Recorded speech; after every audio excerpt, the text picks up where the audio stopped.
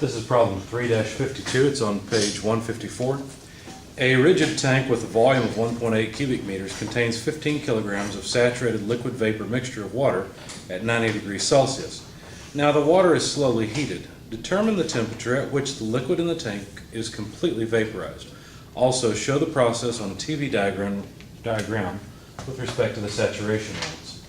So we've got a system that has two states. The initial state, as given, state 1, is like this. The volume is 2.5 cubic meters. The amount of mass was given as 15 kilograms. Water is the chemical species, and the initial temperature is 75 degrees Celsius. Now we're told that the water begins as a mixture, so the quality in state 1 is somewhere between the saturated liquid and saturated vapor states. What does that mean? Well, that just means that there's some liquid and some vapor in the system initially. Now heat is transferred into the system, and of course what happens is the water eventually all will boil off. And at that point there's something special about state 2, and that is the quality. The quality in state 2 is 100%. In other words, all of the mass is in the vapor phase. Now we're supposed to find the temperature in state 2, and we're supposed to show the process on a TV diagram. Okay, so how can we do that? Well, we do know something important about state 2. In fact, we already know two important things. We know that the quality is 100%. We also know that the volume in state 2 is exactly the same as the volume in state 1 because this is a saturated system. Now notice no mass leaves this system because it is a closed system. So what does that mean? Well, that means that the specific volume in state 2, which is a property of state 2, is just the volume per mass, which is 2.5 cubic meters divided by the 15 kilograms, which comes out to a specific volume of 0.1667 cubic meters per kilogram.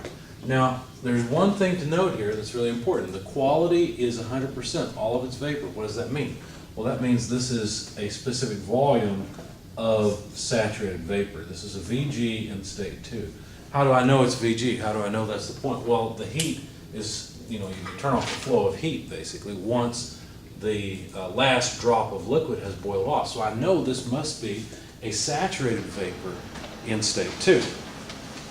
And so it's pretty easy then. All we have to do is look for a VG in our tables of 0.1667. So you should go to the appendices in your book at this point, pause the video, and see if you can find this number for VG anywhere. Well, you've unpaused the video now. Of course you didn't.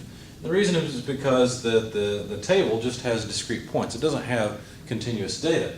So you can, however, interpolate. When I did that, I found that the temperature based on this specific volume was 187.06 degrees Celsius. Now, where did I get that from? Well, when you looked in your book, what did you see? Well, let me turn back there. This is metric. So first appendix. We need properties of water, and the water properties we'll need will be saturated properties, not superheated.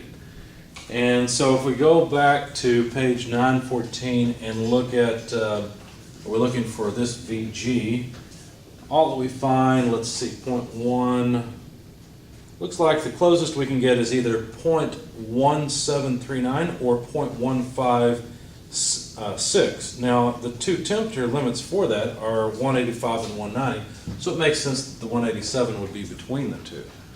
So when you interpolate on that data point, that's what you find. Now, the TV diagram is just supposed to be more of a schematic than anything.